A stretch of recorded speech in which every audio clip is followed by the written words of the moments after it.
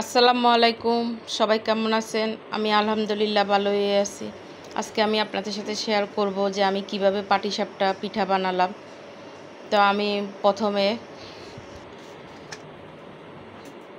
লবণ দিয়ে দিলাম। লবণ দিয়ে তারপর আমি ময়দা দিব। ময়দা দিয়ে তারপর আমি চাউলের গুঁড়া দিয়ে দিব। প্রথমে চাউলের গুঁড়া দিছি, তারপরে ময়দা দিছি। ময়দা একটু বেশি দিছি আর চাউলের গুঁড়া এক বাটি দিছি।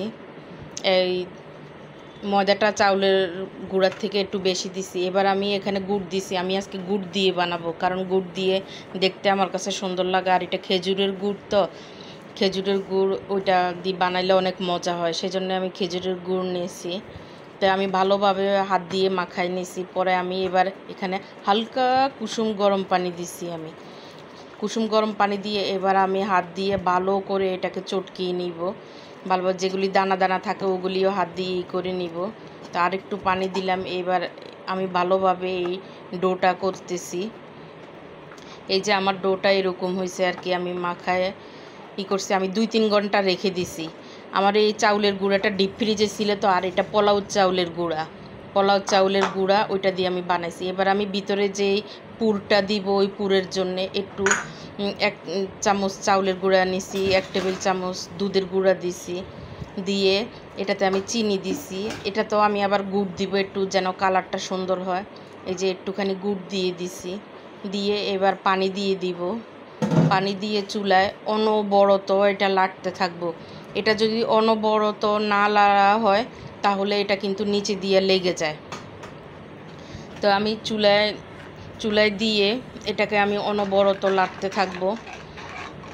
এই যে নাড়তে নাড়তে যখন এটা ঘন হয়ে যাবে, থকথকা হয়ে যাবে, তখন আমি এটা 2টা এলাচ আর একটা দারচিনি দিয়ে দিছি। তো কিছুক্ষণ পরে কিন্তু আবার এলাচ আর দারচিনি এটা আমি উঠিয়ে ফেলে দিব। এই যে এবার আমি অনবরত লাড়তেছি। নাড়া কিন্তু বন্ধ করা যাবে না, নাড়া বন্ধ করলে এটা দলা পেকে যাবে। তো এই জন্যে আমি অনবরত নাড়তেছি। এই যে যখন এটা একটু থকথকা হয়ে গেছে তখন আমি নামিয়ে নিব। এটা নামানোর পরে কিন্তু আরও ঘন হয়ে যাবে। তো এই যে আমার পিঠা বানানোর জন্য এই যে ডোটা এভাবে রেডি। তো আমি একটি ফ্রাই প্যানে প্রথমে তাওয়াতে বানাইছি, তারপর আবার ফ্রাই প্যানেও বানাইছি। তাওয়াটা একটু বেশি বড়, তো এই জন্য আর পুরা বড়া হয়নি। তো এই যে আমি ডোটা দিয়ে দিছি। ডোটা দিয়ে এবার আমি ডাকনা দিয়ে ডেকে দিছি। এবার আমি ভিতরের যে ওই পুরটা দিয়ে দিছি। এটা খেতে অসম্ভব মজা হয়েছে। এবার আমি এটাকে বানাই নিব ভালোভাবে সুন্দর করে। আমার পিঠাটা যদি ভালো লাগে তাহলে আপনারা আমার ফেসবুক পেজে লাইক কমেন্ট শেয়ার করবেন, আর আমার ইউটিউব চ্যানেলটা সাবস্ক্রাইব করে দিবেন। আমার ইউটিউব চ্যানেলের নাম শাহানার রান্নাঘর। এবার আমি একটা ফ্রাই প্যানেও বানাইতেছি। ফ্রাই প্যান মানে পুরা বইরা গেছে। এই যে এটা বেশি সুন্দর হয়। এই যে ফ্রাই প্যানটা বেশি সুন্দর হয়েছে। তো এই যে একে একে আমি পিঠাগুলি বানিয়ে নিচ্ছি আর কি।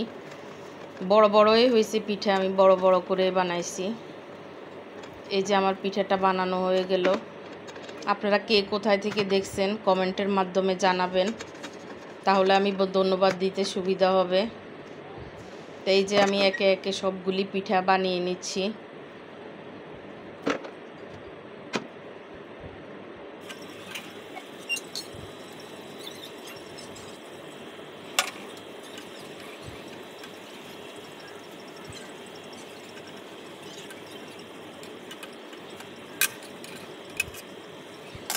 সবাই ভালো থাকবেন, সুস্থ থাকবেন। আজকের মতো আল্লাহ হাফেজ।